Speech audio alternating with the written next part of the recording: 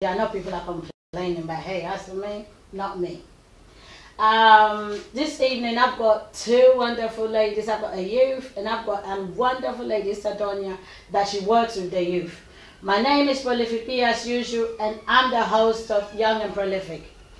Now, what we're going to do now is I'm going to let these ladies introduce themselves, and then we're going to keep it moving. So, Sadonia, you've not been here before. Blessing has been here before, so I'm just going to let you slide. So, Sadonia, Yeah. please, good evening, and please tell us why you're here today, and give us a little background of who you are. Oh, I'm so pleased to be here with you, Beatrice. So my name is Donya Na, and I work in education. I'm an educator. I've been in education for about 24 years now, and my focus is, well, helping young people to maximize their potential, excel, thrive, get through from classroom to boardroom, from education to employment, to thrive and to actually succeed and have fun doing it. Usually those things are considered boring. And how long have I been trying to get you here? No, we're not even doing this way before COVID, right?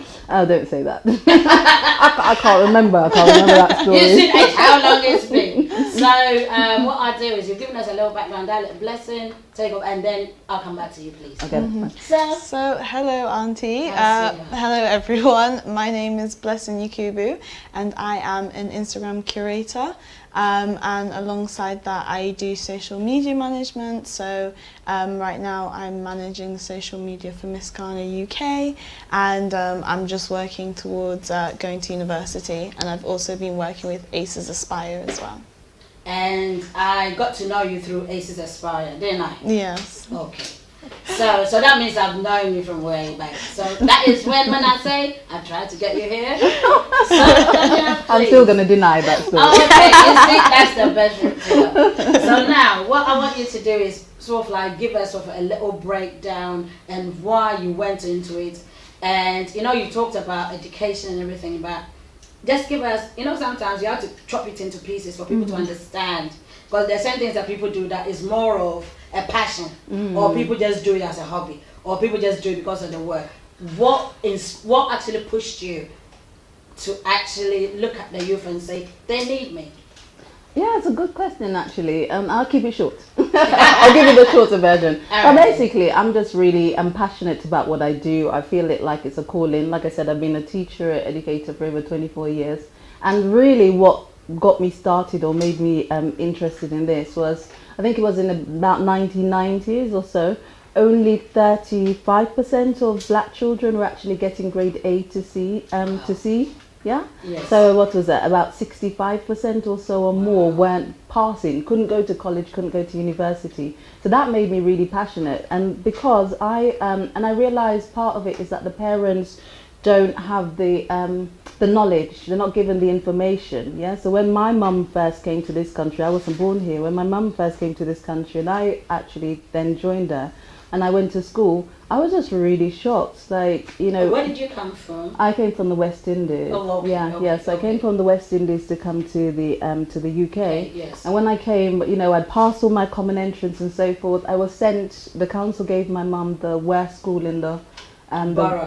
which is now shut down. Oh, wow. That's how bad it was. But she didn't know any better. She didn't. So I came in. You can imagine passing the grammar exam, common entrance. You come into school, and I just saw children who didn't care. The teachers were okay, but they weren't bothered whether you did well or not. And for me, that was just like, actually, the parent is the first teacher.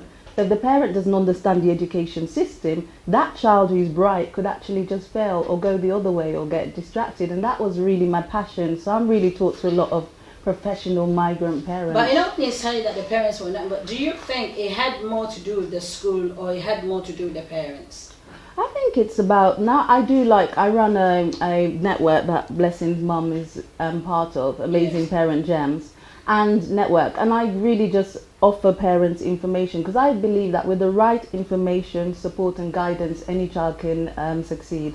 And my mentor used to say to me this, is that bright children don't succeed. Yeah, it's the children of bright parents that succeed. And that has always stuck with me. Yeah, that it's really, because if you think about that's powerful though. it is, isn't it? If Yes. you think about it, no matter how bright the child is, If they're not sent to the right school, if they don't have the right information, if they don't get the right job opportunities. And if their parents don't get involved. Yeah, if the parents don't get involved. And sometimes the parents don't get involved because they just don't know. Yeah, so it's about empowering parents so that they can equip their children. Because if you think about it, if you weren't born here and you don't know how to navigate the education system, or if you're born where we came from, Africa and the Caribbean, and you're just like there, the teacher's care, you get the guidance, right? And we come with the same knowledge and we send our children to school and we're expecting the teachers to have the same kind of impact that they do back home, and it's not like that. But do you know, when you said that, I actually do disagree with you. Go ahead. Because the schools, you can ask Blessing, whether you're born here or not, it doesn't actually make a difference. Because I think with black children, if your parents don't really get involved, the school doesn't push you. Because I have seen kids that go and do exams and they'll just be sleeping and they don't even bother. Even when they go to school, they don't do well.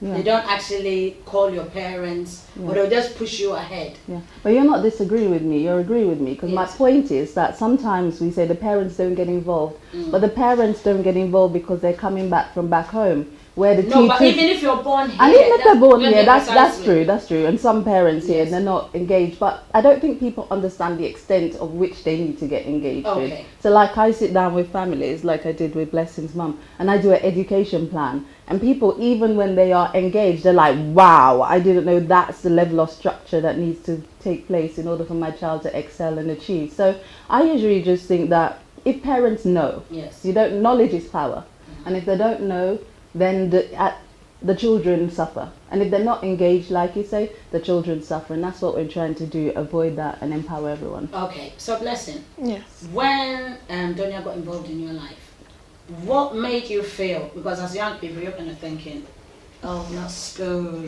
So what made you feel that when your mom approached you, I don't know, how did it go?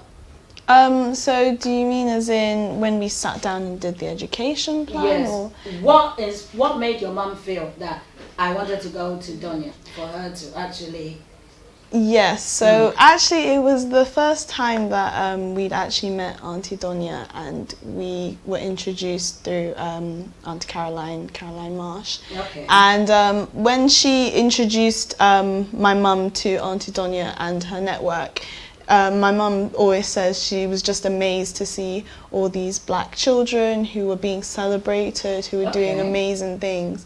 And I think when she saw that, especially because if any of the audience has kind of watched me and my sister over the years, we moved down from South Yorkshire, so that wasn't something that she would see often. So for her to move down to London and then to see a room full of black children who were excelling, doing well and being celebrated, that was definitely the clicking moment for my mum to think, okay, I actually want to be a part of this. So when you say young people to be excelling, is it more on the academic level or social level? Or because sometimes people find education a little bit tedious.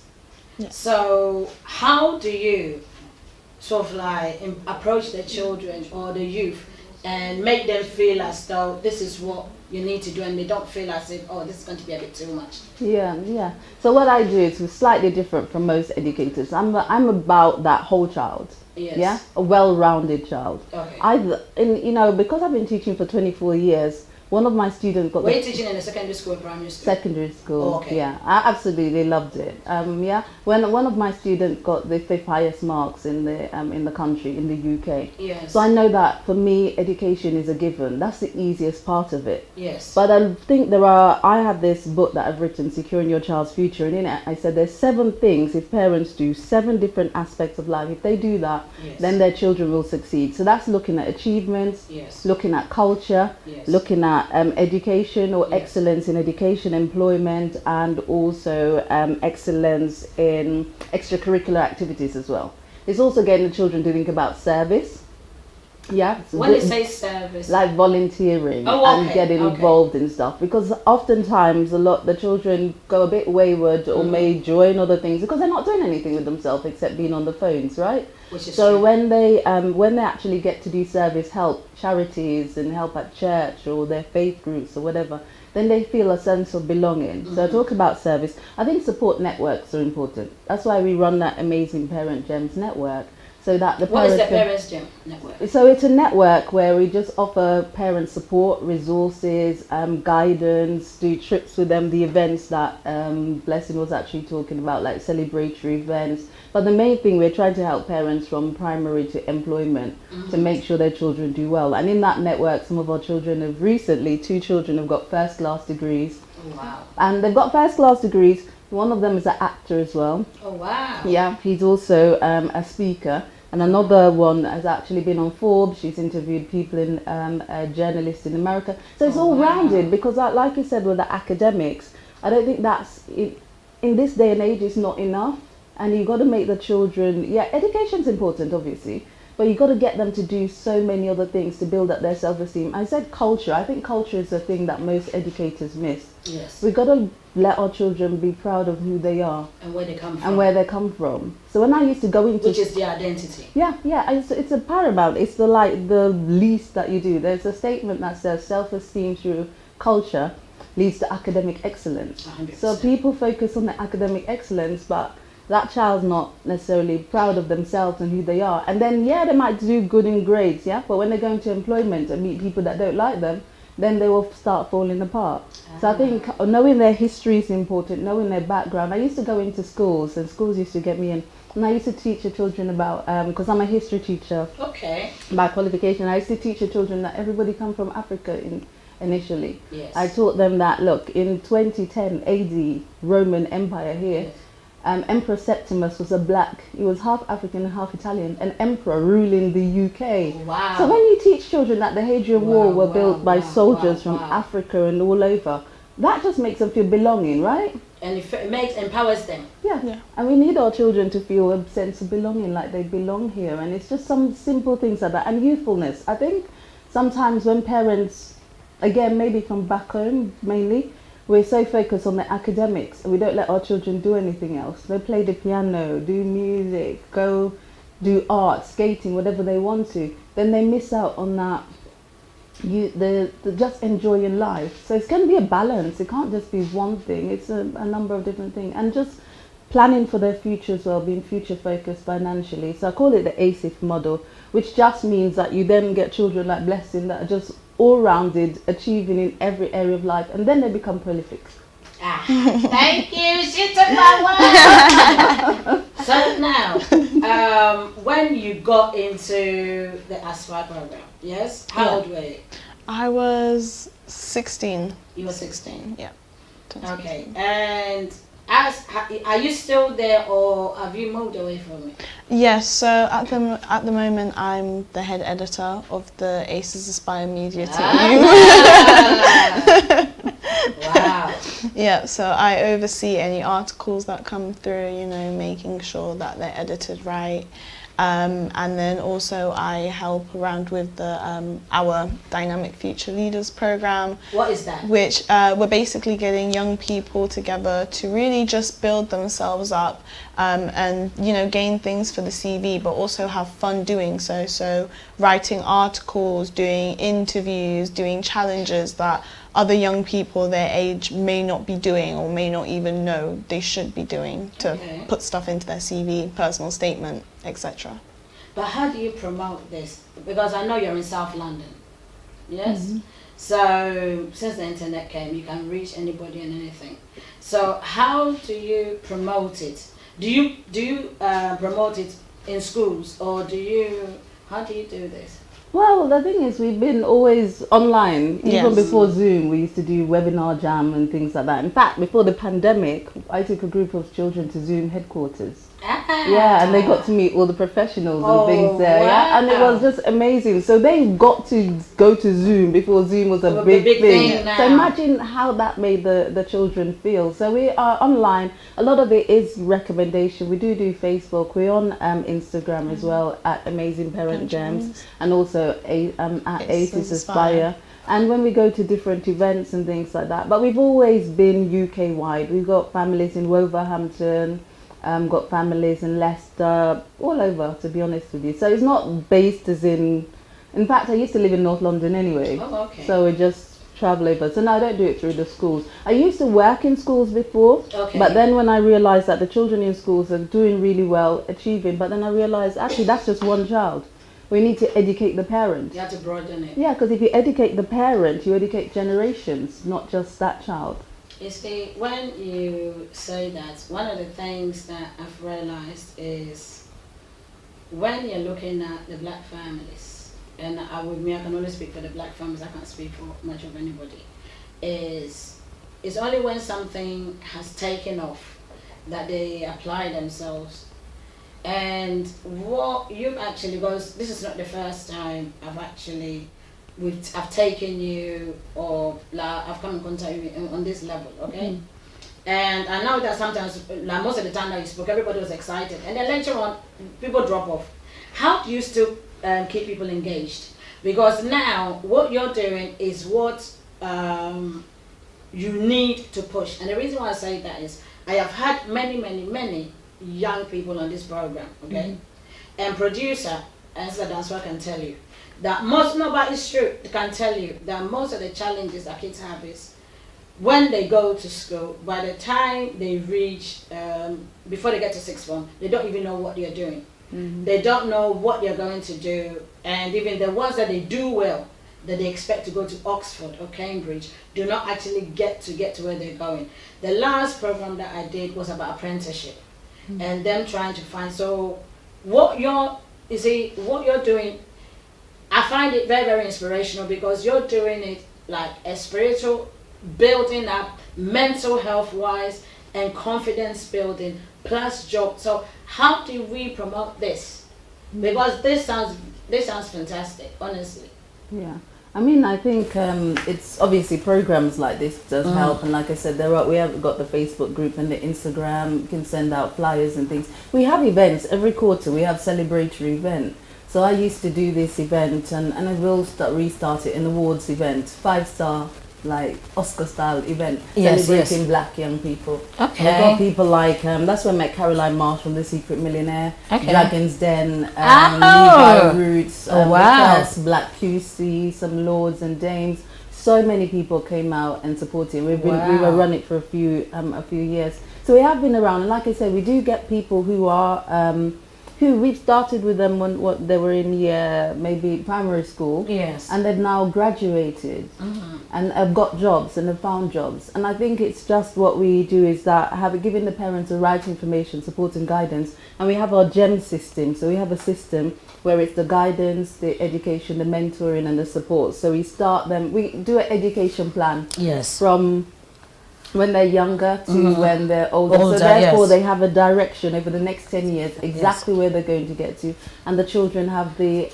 buy-in. So if anybody is interested, certainly they can go to the ACES Project website, acesproject.co.uk, or they can contact Young and Prolific through Omega Live TV, because one, I always say this, and when I say this, people think I just say it just off the cuff. The Omega Live TV is one of the stations that promotes the youth. And my producer will tell you today that there was another show, because I didn't tell him on time, and this one had to drop. I was bugging him over the weekend that he knows, and he's like, okay. But when it comes to the youth, hands down, hand on heart, because anybody that knows me knows that say yes it is. He is into it. So I believe that once we finish this program, if you can link up with him, you guys, he'll be able to sort of like maneuver things whereby through Omega Live things will really shoot up, because we need more black leaders. You see, we need more black leaders. And blessing, you are a testament you are a testament to, don't thank me if you want, you think I'm going to say that to you. But one of the things that I want to, because you're a youth, you can reach the youth, because as grown ups, when we are saying stuff, the youth will just shut down, or the parents will say, oh, isn't it the same or same? How do you reach your counterparts? How do you actually try, and what age group, and how do you introduce it to them? Because I know giving accolades and them going to school, when you talked about doing other activities, do you actually do a questionnaire? Do you talk to them? Do you find out what their interests are? or how do you go about it? And so I'll let you answer it, but with you, how would you introduce it to your counterparts? So I know with some of the children in Amazing Parent Gems, sometimes they can be a bit hesitant to get involved in the activities and the challenges. So what I like to do is just, to talk to them and also let them see that what they may see as difficult right now, they will go on to thank themselves for doing it, because I like to say that I've been in that situation. I've been in the position where I had to interview someone and I didn't feel really comfortable with it, or I had to write an article and I'd never done it before. But now I can look back and thank myself for it because of the things that I learned through doing that. And I also feel like it's important for me, especially with the children looking up to me, to also be somewhat relatable. So obviously they know that I've done all these amazing things, but I still like to just have normal conversations with them and to let them know that I'm friendly, and if I've been able to do it, why can't they also join me? So that's how I like to think of it. Because one of the things that I do know is when you're younger, everything seems like a mountain. Every little problem seems like, oh, I can't do this. You're saying that because you've done it.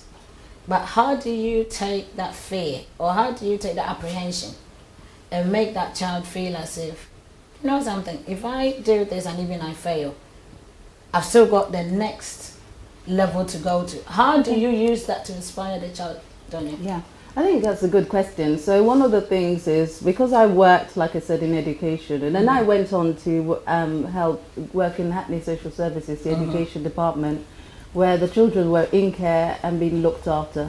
And so they had obviously traumatic situation, but was able to get them into activities, to get them again being proud of their cultures and so forth. So all of my experiences, and again working with companies like JP Morgan, the Royal Albert Hall, KPMG, BT and so forth, all of that experience coupled together over the 24 years, I feel like a Serena Williams, honestly. Like I'm the outlier in education. Like I've been doing it for so many years. I can do it with my eyes closed. I know what makes young people tick. I know what puts them off and so forth.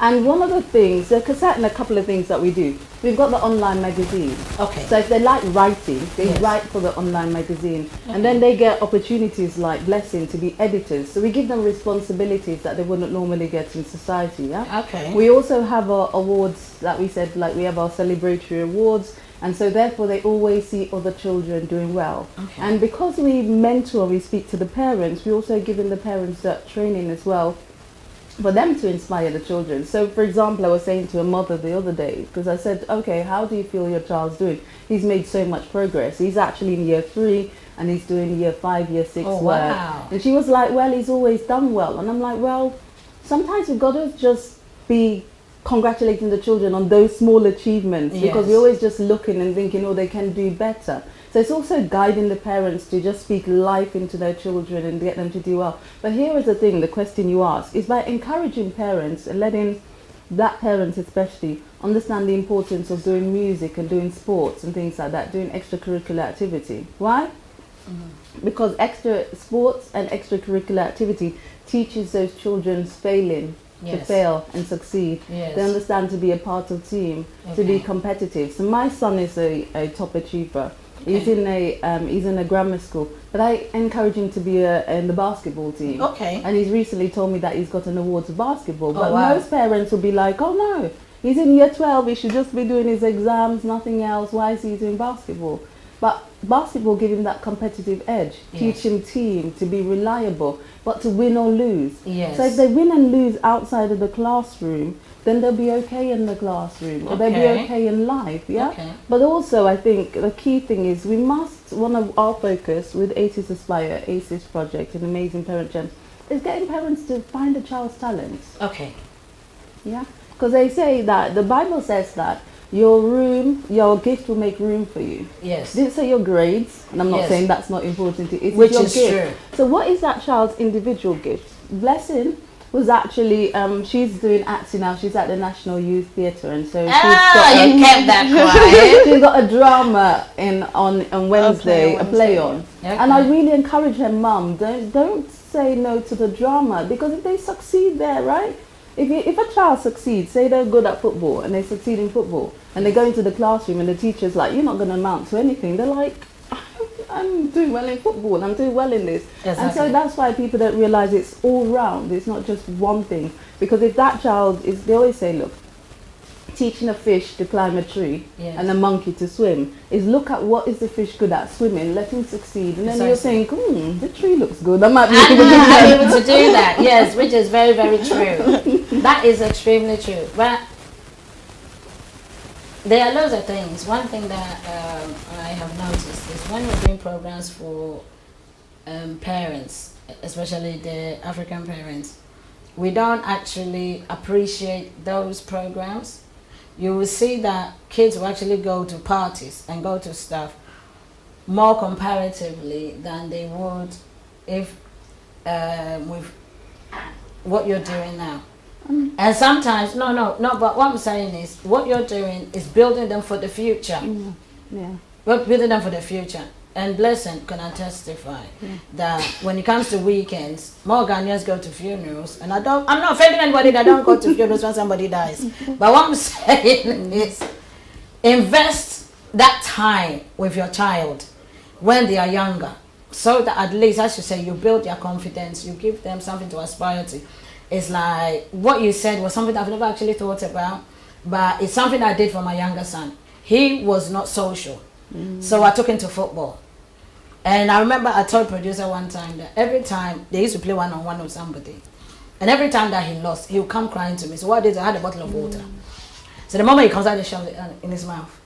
So later on, he built his stuff that he was able, and now he's so competitive. So I'm just saying, I'm agreeing with what you're saying, that sports was one of the things that actually, even that, because now he's doing the internal communications in Camden Council, and he's 24, don't know. And when he says he wants to get a job, I remember when he was going to uni and he was going to Barcelona, and they said they were going to do 1 year in Barcelona, so you have to get yourself a job. He made sure he got a paying job plus his student's loan. You see, whereas there were people that they were getting like 300 euro, he was getting 900 euro. Wow. Yes, plus his student's loan. And anytime he puts his mind that I'm going to do this, he does it. So I'm just seriously agreeing with what you're saying. So now I want you to give us, I want you to sort of like give us where we can contact you. And before we do anything, I'm sorry guys, I realized that I couldn't share my stuff because I don't know, my phone has wiped off. So I'm not able to say thank you to people, but I would answer you privately, and please, I want you to share. Parents, now we talk about our children being the next generation. How do we do that? I've got them here for you. So I want you guys to listen, take notes, and they're going to give you the information on how to contact them. But I want you to contact them through Omega Live TV. Nice. So when you go, what you do is the producer and you put some information so that when they get through to them, because now we have to do it massively because our children are the next generation. Definitely. You see, and what you've been doing this for 24 years. Thank you. Now I was about to say donkey's years, but what the reason why somebody will say, why are you talking so much? I'm talking so much because I am passionate I can see that. about what you're doing, and I literally dragged you here. Don't say that. No, let me say that because you're a busy woman. No, you're a busy woman. It's not that you're just sitting there doing nothing. So as I said, give us how we can contact you. Contact you through Omega Live TV, and Blessing. Any young person that wants any information, you do the communication, so you'll be able to sort of like give them any information they want, especially with the parents. So please give us the information. Okay, yes. So if they want to contact, like we said, we'll do through Omega Live TV for sure. There's also, they can follow me at Donia Nar, DONIANARH. Yes, Ghanaian husbands. That's right. I was wondering how this woman. Okay. Well, we had a debate. Okay, yes. We had a debate. All right. Anyway, now you know. I told you. You don't need to debate anymore. All right. So at Donia Nar, there's also at Amazing Parent Gems, and there's also the Amazing Parent Gems website that they can go to, acesproject.co.uk. So Amazing Parent Gems is for the parents. at Aces Aspire or acesaspire.com for whoever wants to write and wants to do publishing. They do videos and interviews. They can go to Aces Aspire. That's for the children. We've got a summer program on actually. Oh, really? Yeah, it's amazing. It's a heritage digital entrepreneur program. Okay. And the aim of it is to actually get the children into enterprise content creation. Okay. Because content creation is going to be worth over 200 million by 2027. And I'm like, we can't just have our children on the phones and not learning how to build Instagram and do the stuff like what Blessing's actually done.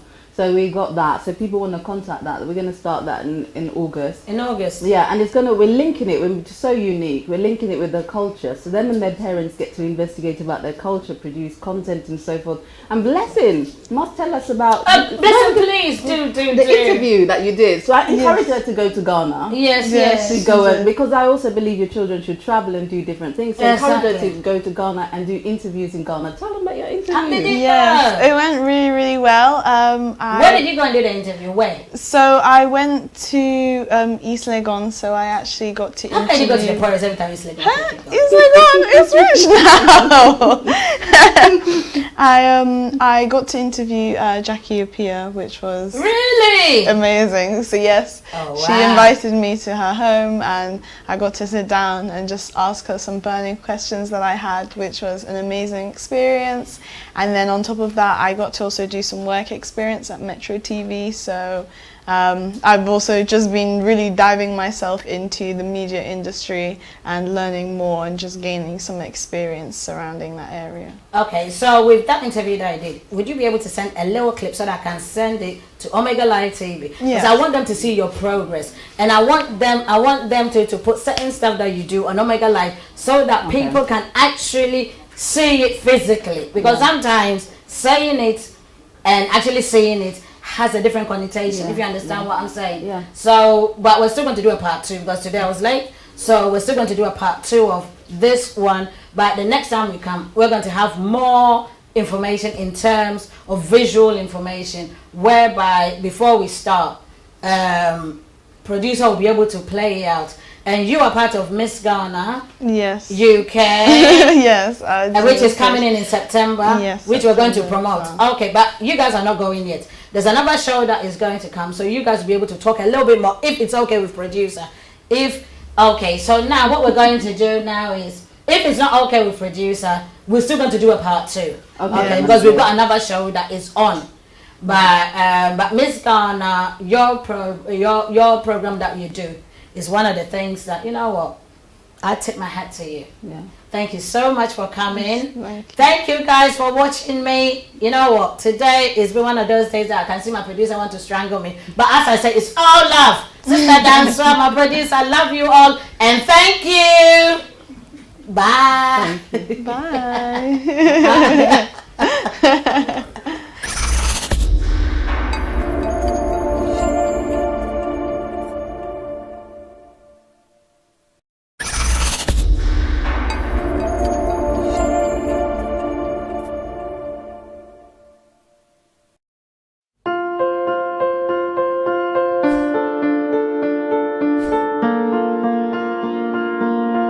My name is Kofi Adoku. I'm a principal solicitor at Adoku Solicitors. I am also a duty solicitor. Anytime a person is arrested and taken to a police station, or if the police invite you to the police station for a voluntary interview, you have a right to free independent legal advice. Adoku Solicitors is authorized to provide free independent legal advice at police stations in England and Wales. So anytime you're taken to the police station, remember to say that your solicitors are Adoku Solicitors. Are you in the UK and in need of immigration help? Do you require expert legal representation to regularise your stay or renew your existing leave to remain? Do you require advice or representation regarding a personal injury or criminal matter? If the answer is yes, then you do not need to look any further. Adoku Solicitors is here to provide you with all the expert legal advice and representation you require. be it immigration, criminal law, appeal against conviction or appeal against sentence, family law, personal injury, civil litigation, employment law or housing law. Eduku Solicitors is your trusted one-stop legal services provider with expert solicitors and caseworkers on standby to assist. Our police station emergency number is 07792 459 339. You can also call Eduku Solicitors on 0207 183 1479. You can locate Eduku Solicitors at 662 Old Kent Road, London, SE15 1JF.